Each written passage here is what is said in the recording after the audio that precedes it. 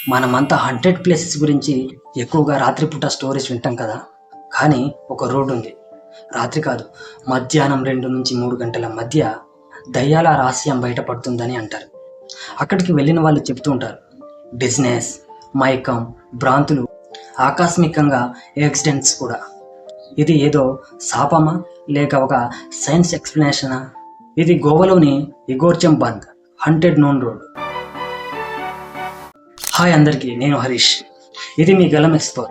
ఈరోజు ఎక్స్ప్లోర్ చేయబోతున్న గోవాలోని రయా అనే గ్రామం దగ్గర రోడ్. ఇది స్థానికులకు మధ్యాహ్నం దయ్యం రోడ్డుగా ప్రసిద్ధి. Haunted stories generally mid night గురించి ఉంటాయి. కానీ ఈ రోడ్ యొక్క విశిష్టత ఏమిటంటే బ్రోడ్ డేలైట్లోనే పారానార్మల్ యాక్టివిటీ జరుగుతుందట. ఇక్కడ హిస్టారికల్ మరియు లోకల్ కాంటెంట్స్ మనం వెళ్తే, ఇగోర్చి బంద్ పాత పోర్చుగీస్ కాలం నుండి ఉన్న ఒక రోడ్. ఈ రోడ్డుపై యాక్సిడెంట్స్ ఎక్కువ జరుగుతూ ఉన్నాయి, ప్రత్యేకంగా మధ్యాహ్నం 2 నుంచి 3 గంటల మధ్య.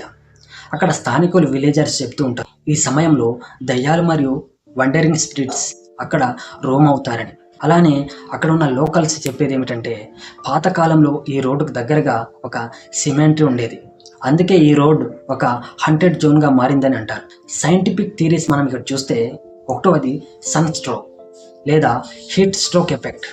గోవా వేసవిలో మధ్యాహ్నం టెంపరేచర్ 35 నుంచి 40 డిగ్రీల సెల్సియస్ ఈజీగా క్రాస్ అవుతుంది. ఆ సమయంలో రోడ్డుపై నడిచే వాళ్ళకి డిహైడ్రేషన్, లో బీపీ, డిజినెస్ వస్తుంది. దీనివల్ల హల్యూసినేషన్ అంటే మైకం, భ్రాంతులు కూడా పాసిబుల్. రెండవది హై రిఫ్లెక్షన్ రోడ్.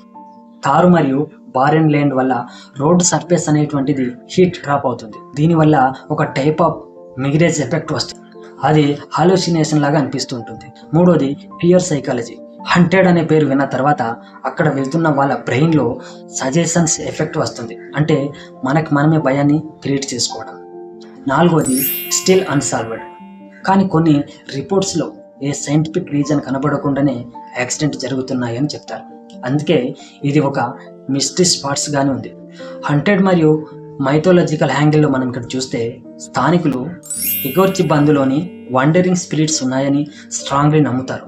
కొంతమంది విలేజర్స్ చెప్తుంటారు, ఈ రోడ్డుపై మధ్యాహ్నం 2 నుంచి 3 మధ్య కనిపించే ఆకస్మిక షాడోస్, మూవింగ్ ఫిగర్స్ నిజంగా దయ్యాలు అని.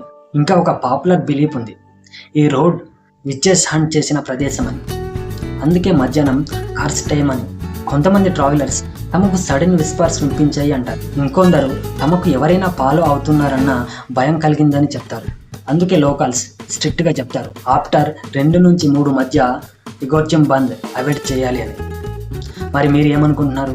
ఇగోర్చెం బంద్ నిజంగానే ఒక డేలైట్ హంటెడ్ రోడేనా, లేక ఇది కేవలం హీట్ స్ట్రోక్ మరియు మిరేజ్ ఎఫెక్ట్ వల్ల వచ్చే ఒక భ్రాంతు మైకమేనా, లేదా ఇది ఒక సైకాలజికల్ ఫియర్ ఎఫెక్టేనా? మీ అభిప్రాయం కామెంట్లో చెప్పండి. ఈ వీడియో మీకు నచ్చితే గలం ఎక్స్ప్లోర్ ఛానల్కి సబ్స్క్రైబ్ చేసి బెల్ ఐకాన్ని నొక్కండి.